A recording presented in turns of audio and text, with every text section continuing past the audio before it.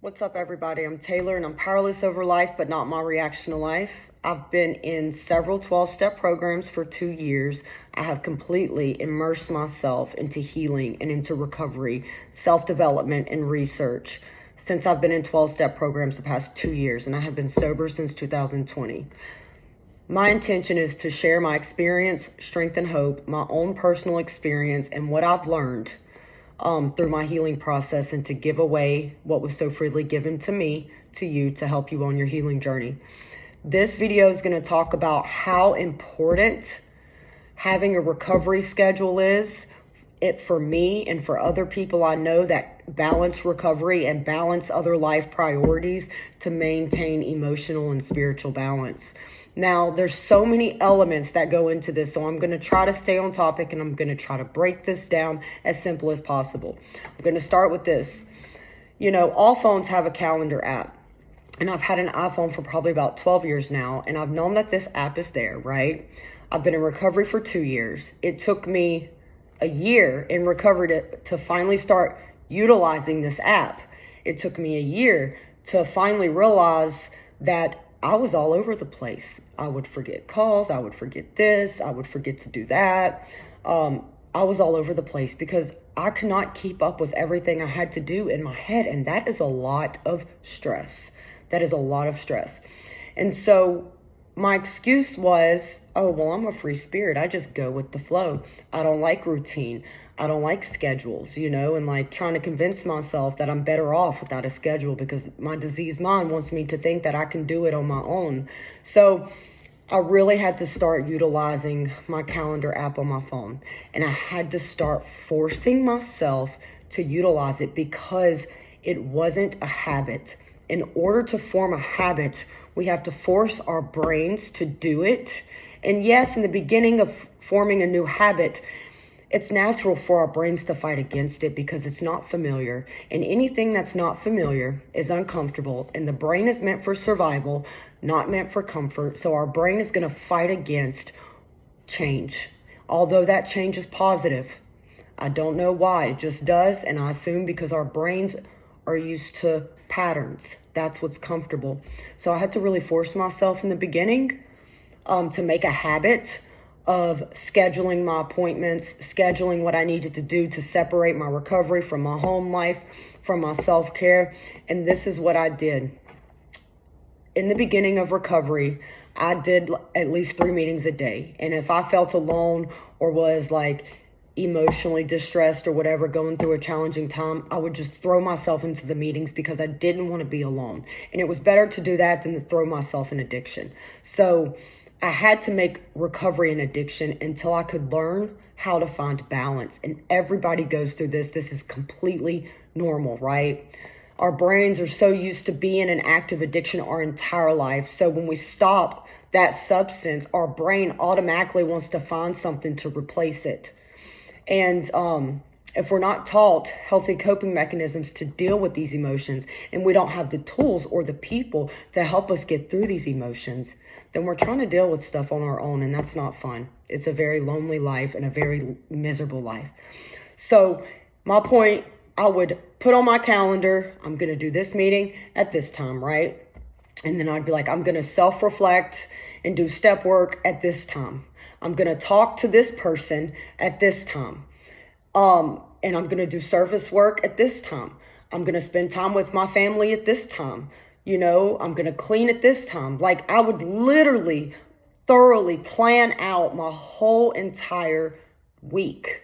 Every Sunday, I would sit down for about 30 minutes during my nightly self-reflection time, which I'll get into that in a minute, and I would plan out my week. What are my priorities? What do I have to do? And the thing is that my brain doesn't want to be around people as much as it did when I first got in the program because I didn't know who I was. I didn't know what I wanted out of life. I didn't want to be alone by myself, so I would attach to people. I just saw the world very differently 2 years ago, even a year ago. And so I know that what recovery tells me that it's not healthy to isolate. So I put on my calendar and on my alarms I set my alarms for everything I need to do. I've got like 150 alarms set to go off each week to remind me, hey, don't forget about this person. Don't forget about this. Don't forget about that. And what this creates is less stress of me having to remember everything I have to do. And it has taken so much stress off me. So back to the point, I reach out to at least 2 people that I can trust and I feel safe with, and who is a healthy individual, a healthy relationship for me to have. And they have to be 2 people in the fellowship. Now, there are over 50 to 100 different 12-step meetings. So I know people from all 3 different meetings. I started off in AA. Then I went to Adult Children of Alcoholics and Dysfunctions, which focuses on the family dysfunction, which was my problem, right? And then I found EA.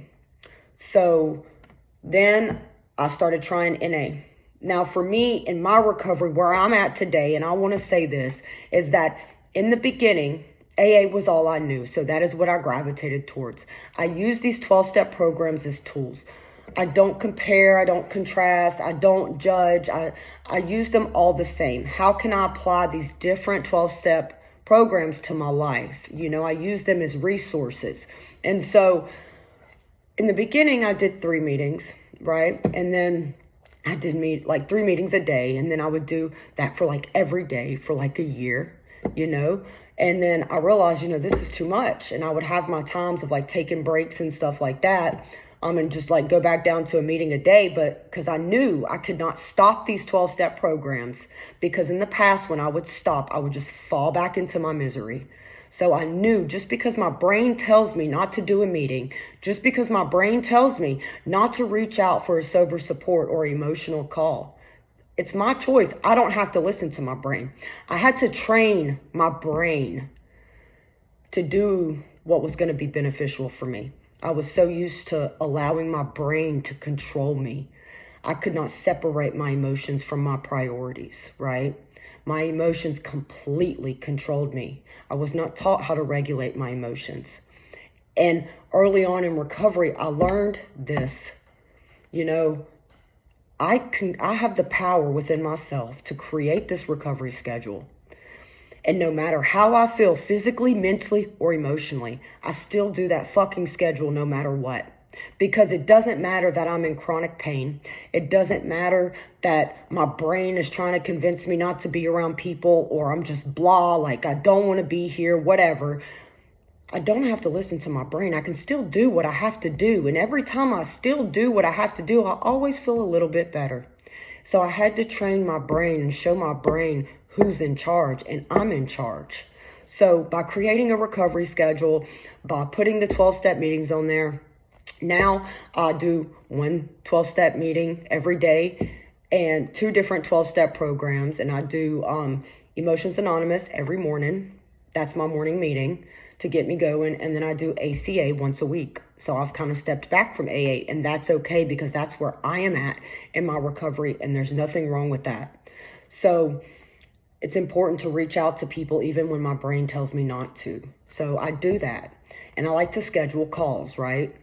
I also have study buddies that I meet with weekly. We meet up for an hour and we do step work. So I also like to incorporate service work on there, and this section is really important. And this is the main important thing on this recovery schedule, is that I set aside time in the morning and time at night to self-reflect and meditate. Now, I've been doing meditation for about a year, okay? And I wasn't taught how beneficial meditation could be. I grew up in a very religious home, very closed-minded home. Nobody taught me how to pray. Nobody taught me about anything spiritual. It was all religious. So as an adult, I had to get out into the world. I had to develop new perspectives. I had to learn, and I had to grow. And I had to search for myself what meditation meant to me. And when I started meditation, it completely put everything in order. It completely changed my perspective about myself, people, about life, about where I wanted to go in life. I had time to sit and think And I have videos on how hard it was for me to sit in that silence, to face that silence. But once it became a habit, it's natural habit for me now. It's a natural response to any sadness, to any anger. My natural response is, let's sit in this. Let's feel this without judgment, without criticism, and let's feel our feelings and then bounce back. It's that simple. Before recovery, I could not do that, right? I just couldn't. I didn't know how. I wasn't taught how to regulate my emotions. So that for me is the main component in this schedule, is the self-reflection and meditation. And when I started self-reflection, you know, my version of self-reflection, because everything's different for everybody. And what I do is I love to be outside, right? And so I go outside for probably about an hour, hour and a half. It just depends on how I'm feeling. And I do some type of self-development. I get a pen and a piece of paper. I sit there, and whatever keeps coming up in my head, I write it down, right? This is what self-reflection is to me. I write it down, because if this experience keeps continuously popping up in my head, then obviously it's bothering me, right? So in order for it not to bother me, I have to put it on paper. I have to ask myself questions to understand why this is bothering me. And then I figure it out right there within 10 minutes of writing everything down. This is the problem. This is why I feel like this. So what can I do to take action to help myself overcome this, to help myself grow? So self-reflection is facing the silence, is learning about ourselves, learning about others, taking responsibility for our actions. In 12-step programs, they have what they call step 10, which is a written inventory. And I utilize that so much in the beginning. It's a nightly inventory. I utilize that so much in the beginning of my recovery that it is natural to me to go over in my head what was my part in this relationship, what was my part in this experience. And that's the thing that people don't understand. That's how simple change is. It's the ability to take action when our brain doesn't want to take action because we know it's going to benefit us. And the more repetition we do, the more the brain realizes that this is a new habit, this is a new behavior, this is a new way of thinking and a new way of life. All change is tricking the brain. And I don't know how I learned that early on in recovery. It must have been through the self-reflection, meditation. I mean, I've always had like these weird spiritual gifts like this. My intuition has been very scary, strong my entire life. But I was so spiritually blocked, you know, from all the medicine I was on, from the pain, from the trauma, from the dysfunction. I hated myself. I criticized myself. I was my worst critic. I hated myself.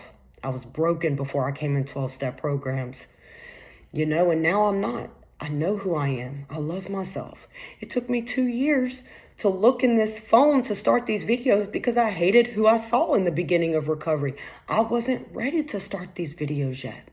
And as long as I'm speaking my truth and I'm coming from a place of love, empathy, respect, discernment, and compassion, I'm doing my part. And if somebody doesn't like what I have to say, or if somebody doesn't agree with me, it's not my responsibility, right? My job is to help people find the power within themselves that they have lost because of this world. We are blocked. We live in this chaotic world with all these distractions. And the problem is that I was taught to search for a higher power outside of myself when the whole time that higher power was within me.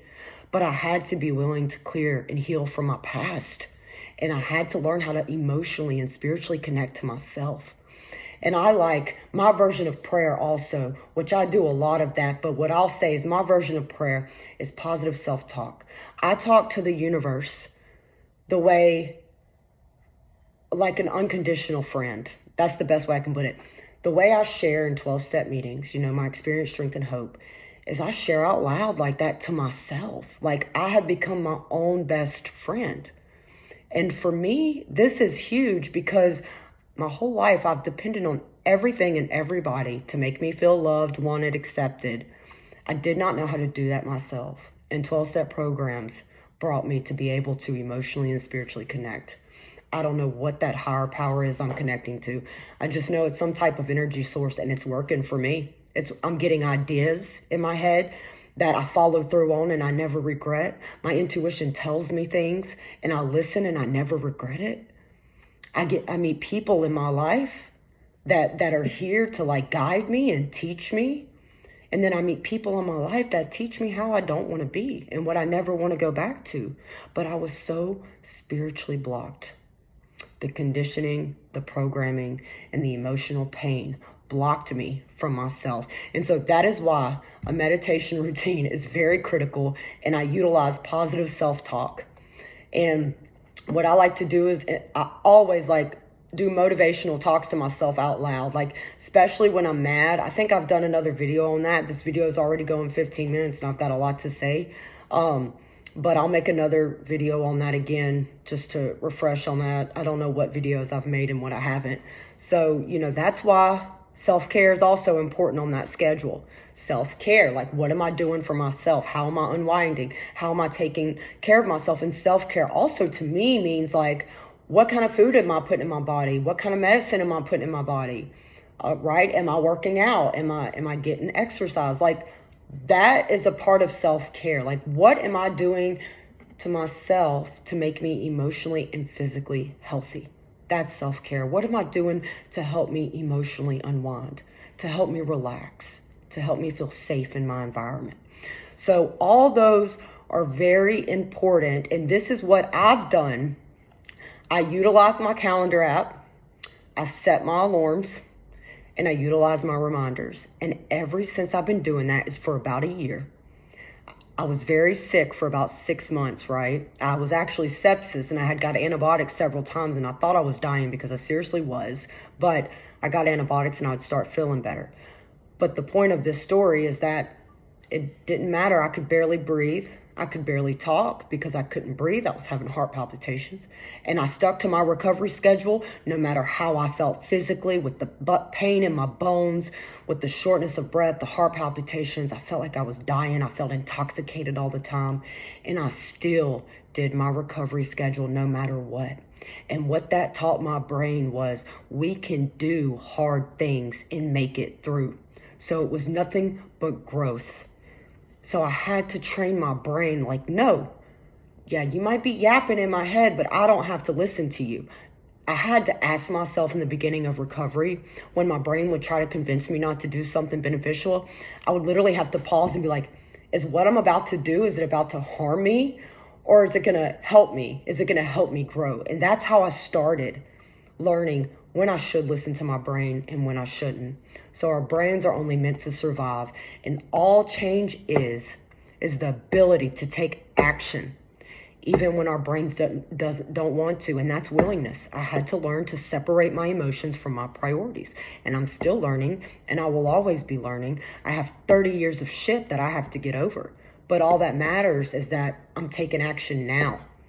And I'm doing the next right thing. And I'm putting my recovery first. I'm putting my family first. While at the same time, I'm learning to put Talor first.